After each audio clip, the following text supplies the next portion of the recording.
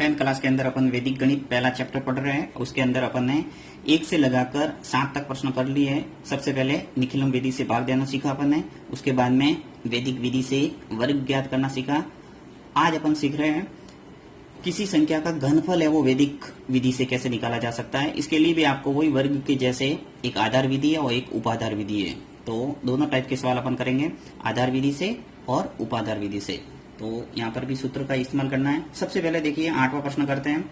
8, 9, 10 और 11 ये प्रश्न जो दे रखे हैं वो आपको घनफल निकालना है इनका। तो सबसे पहले 8वां प्रश्न, इसका जो 15 का आपको घनफल निकालना है। तो यहाँ पे संख्या क्या है वो लिख लेते हैं। पहले संख्या जो दे रखी है वो है 15। तो 15 है तो इसकी आधार क्या हुआ, अब 15 है तो व्यवहारिक है, इसकी आधार क्या हो जाएगा 10।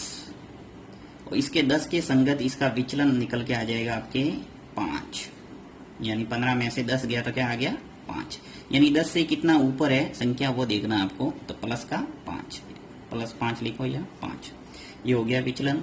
अब अपन सूत्र लगा देते हैं घनफल निकालने का सूत्र। तो किसी संख्या का घनफल होता है संख्या प्लस 2 इंटू विचलन स्लैश 3 इंटू विचलन की घात 2, फिर स्लैश विचलन की घात 3। ये आपके सूत्र है और इसी सूत्र से द्वारा आपको घनफल निकालना है। तो यहाँ आपने संख्या क्या है 15, तो इस 15 का घनफल निकाल देते हैं। 15 की घात 3, घनफल का मतलब होता है 3 बार गुणा करना उसी संख्या का।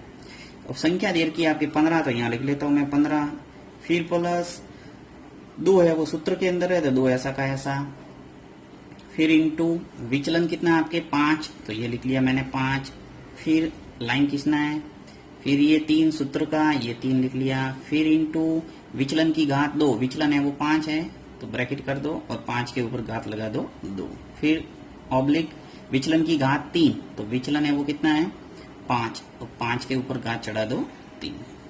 तो ये आपने सभी सूत्र के अंदर मान रख लिया। अब यहाँ पे सॉल्व करना है।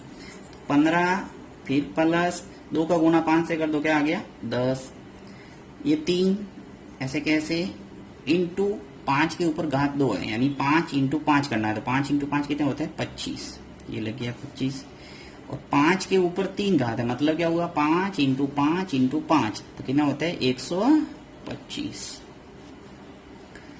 चलो आगे करते हैं अपन। 15 और 10 कितने हो गए 25, ये लिख लिया मैंने 25, फिर लाइन 3 का गुणा 25 से करेंगे तो क्या आएगा 75, 75 आ गया, फिर स्लैश 125।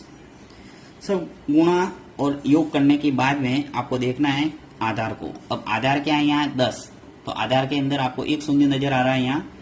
तो आपको ध्यान रखना है कि इस लास्ट वाले बॉक्स को छोड़ के, यानी लाइन की इधर वाली संख्या को छोड़कर इधर सभी संख्या, यानी 2 बॉक्स मिलेंगे और इन दोनों बॉक्स के अंदर आपके एक एक डिजिट होना चाहिए सिर्फ। यदि 2 डिजिट है 3 डिजिट है तो उनको पीछे वाली संख्या में जोड़ना है। तो यहाँ पे क्या काम होगा देखिए, सबसे पहले इसको तो मैं ऐसे ही लिख लेता हूँ 25, ये लाइन खींचता हूँ।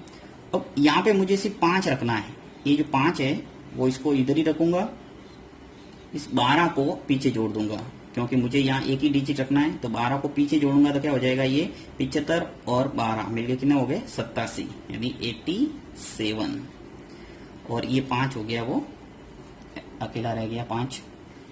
नेक्स्ट देखिए 5 पहले बॉक्स के अंदर रह गया। अब यहाँ पर भी अपन को क्या करना है, एक ही डिजिट रखना है क्योंकि ये 8 और 7 है, 2 डिजिट है, तो एक डिजिट को क्या करना पड़ेगा पीछे जोड़ना पड़ेगा। तो यहाँ पे 25 के अंदर 8 को जोड़ दो, यानी इस 8 को पीछे भेज दो, तो 25 और 8 मिलके कितने हो गए 33, फिर स्लैश ये 7 यहाँ रह गया एक डिजिट और ये 5 पहले से था।